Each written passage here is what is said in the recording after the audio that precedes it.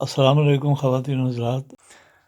اچھا، ڈرامے ہی کی دنیا سے میں آپ کو ایک اور لطیفہ سناتا چلوں۔ لطیفہ نہیں ہے یہ، بالکل سچا واقعہ ہے، قصہ ہے۔ لیکن بہرحال لطیفے کا ہم پلہ ہے۔ تو ایک ریڈیو کے بڑے سینئر پروڈیوسر ہوا کرتے تھے لاہور ریڈیو اسٹیشن پہ، اور وہ اس زمانے میں جب ریڈیو کا ایک مقام ہوا کرتا تھا، تو اکرم بٹ ان کا نام تھا۔ تو ڈرامے میں بھی ید طولہ رکھتے تھے۔ تو ایک دفعہ وہ تھیٹر ورک شاپ کا ایک ڈرامہ لاہور آرٹس کونسل میں کر رہے تھے۔ تو کوئی ایکسپیریمنٹل ڈرامہ تھا، تو بڑی محنت سے ان لوگوں نے تیار کیا، اور پھر وہ انہوں نے پیش کیا۔ تو اب ایک شو کا قصہ ہے کہ ڈرامہ چل رہا تھا، تو اس میں سین تھا کہ یہ اکرم بٹ صاحب گر کے مرنے کا سین کرتے ہیں اس میں۔ تو جب وہ آیا وہ سین، تو بٹ صاحب گر کے مر گئے۔ ظاہر ہے وہ اپنا پارٹی کر رہے تھے، تو وہ گرے اور مر گئے۔ تو ہال میں سے ایک آواز آئی، جھوٹ۔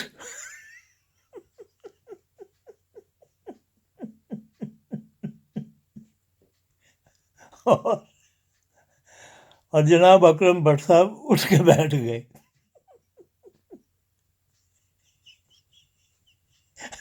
اور ہال میں بیٹھے تماشائیوں کو گھورنے لگے۔ بولے، حد ہو گئی یار تہاڈے لوکاں لئی۔ ایکسکیوز می، حد ہو گئی تہاڈے لوکاں لئی۔ اسی اتھے گرمی سردی دھوپ بارش کوئی چیز نہیں ویکھی، تو پچھلے 2 مہینیاں تو اسی ریہرسلاں کر کے یہ ڈرامہ تیار کیتا ہے، تو تسی جھوٹ ہیں؟ یہ کی گل ہوئی؟ تانوں کوئی قدر ہی نہیں گی کسی چیز دی۔ تو اب بٹ صاحب دیکھ رہے ہیں، سب کو تاڑ رہے ہیں، تو پھر ایک دم انہوں نے ایک بندے کو پن پوائنٹ کیا، اوئے اوئے ٹوپی والے دے نال آ رہا، اب میں تیرے نال ہاں، ہن نیویں پا لیے، حد ہو گئی۔ جھوٹ نہ تو ہن میں سچی مچی مر جاواں، یعنی یہ میری زندگی کا آخری دن ہوئے تیرے خیال وچ؟ اب بھائی میں ایکٹر ہاں، ایکٹنگ ہی کرنی ہے۔ جھوٹ، تو ڈرامہ تو سارا ہوندا ہی جھوٹ ہے۔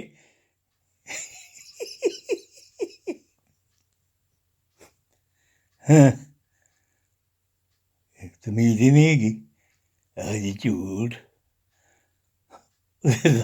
غصہ غصہ نکال کے اس کے بعد ایک دم سے گر کے پھر مر گئے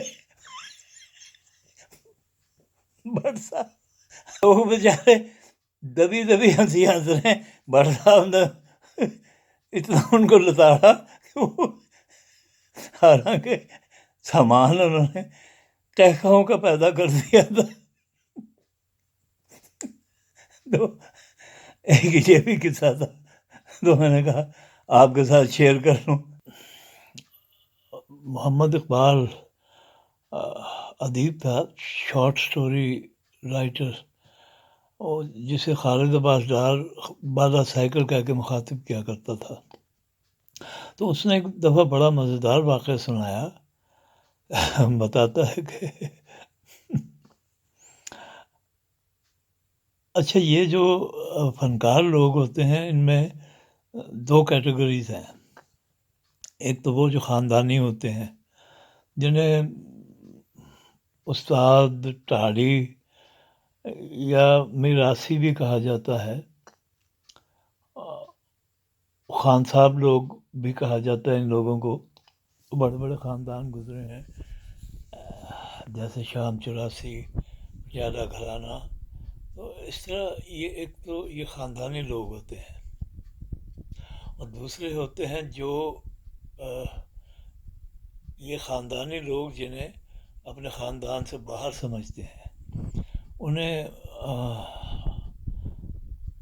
عام الفاظ میں آپ عطائی کہہ لیں. ان کے نزدیک جو خاندانی لوگ نہیں ہوتے ان کو یہ نہیں مانتے. انہیں عطائی کہتے ہیں. تو عطائی کا تو ظاہر ہے مطلب ہے کہ جس کو اپنا کام صحیح طریقے سے نہ آتا ہو تو اسے ہی عطائی کہتے ہیں. بے استادہ بھی کہتے ہیں اس کو. تو بہرحال وہ بالا سائیکل نے ایک دفعہ بڑا مزدار قصہ سنایا کہ ایک اسی طرح وہ ٹھاڑی تھا، تو اس کا کام شام تو نہیں چلا، مطلب کہ کام اسے آتا ہے، چیمپئن ہے اپنے کام کا، لیکن بس وہ طبیعت کہہ لیں تو وہ پھر فاقہ کشی کی نوبت آ گئی. اللہ معاف کرے کسی پہ نہ آئے یہ وقت. تو دوستوں یاروں نے پھر اس کو مشورہ دیا کہ یار استاد تم ہڈیاں بہت اچھی پکاتے ہو، تو یہ تمہیں باہر ہم ایک دکان کے آگے ایک تھوڑا سا لے دیتے ہیں، تو ہنڈیا پکا کے اپنا وہاں رکھ کے بیٹھ جایا کرو اور بکری ہو جائے گی تمہاری، کیونکہ ہنڈیا تمہاری تو لاجواب ہے. تو وہ بادل ناخواستہ مان گیا. اس نے جناب بڑے چاؤ کے ساتھ پھر ہنڈیا پکائی اور چکھی اس نے تو پھر ایسے ایسے کرنے لگا. آہا ہا ہا ہا ہا، ارے واہ واہ واہ واہ واہ واہ، کیا بات ہے، کیا بات ہے. ہنڈیا اٹھا کے پھر باہر لے گیا جہاں دوستوں نے کہا تھا کہ یہ جگہ تمہیں لے دیں گے. تو وہ وہاں لے گیا اور رکھ کے بیٹھ گیا.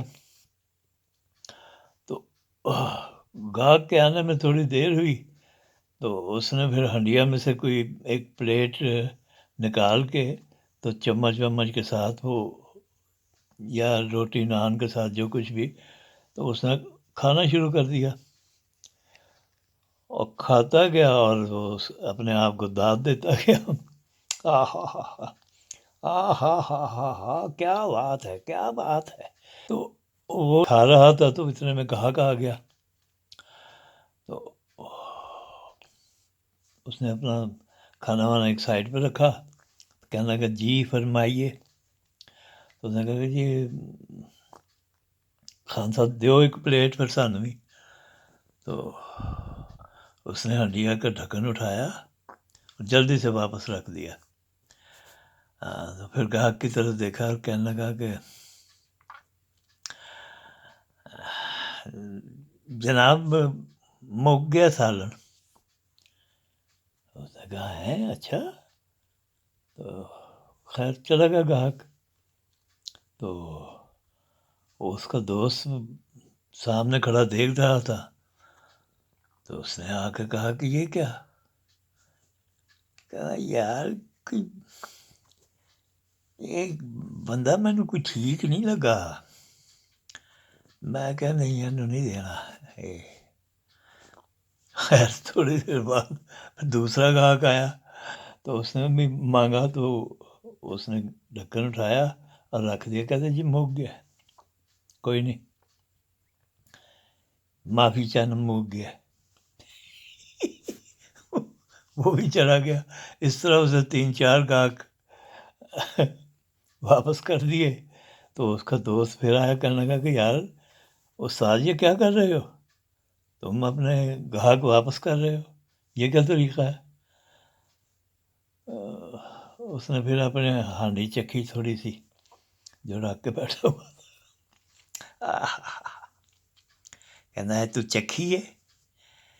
کہتا نہیں میں تو تیری ہانڈی ہمیشہ ہی چکھتا رہنا وا، اج کہڑی کوئی خاص گل ہے کہ جڑی میں چکھنی سی؟ تیری ہانڈی واقعی بہت اچھی ہوندی ہے، تو چکھنا کی ہے؟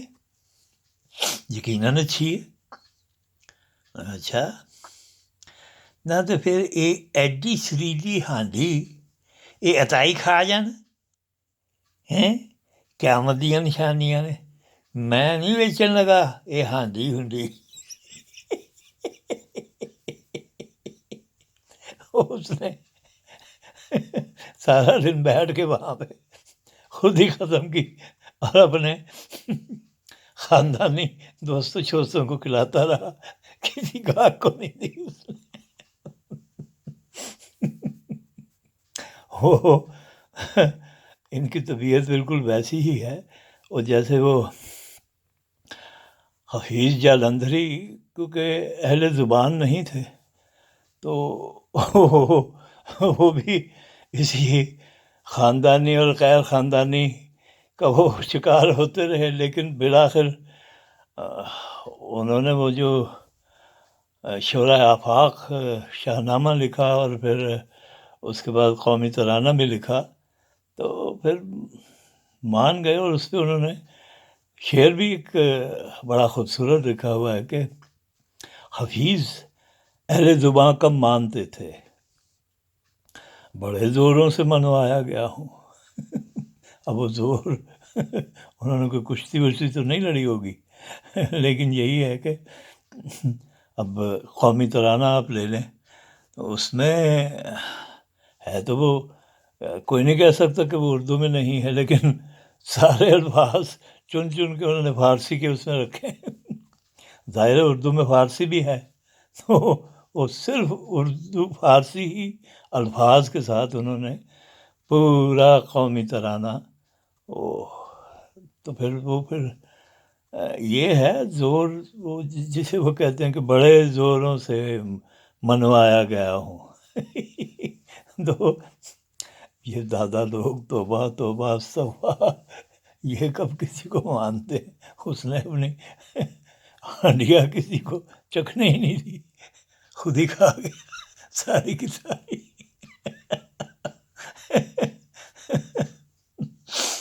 تو آپ انجوائے کیجیے چھوٹی سی ویڈیو کو. ملتے ہیں پھر کسی اگلے ایپیسوڈ میں انشاءاللہ تعالی. خدا حافظ.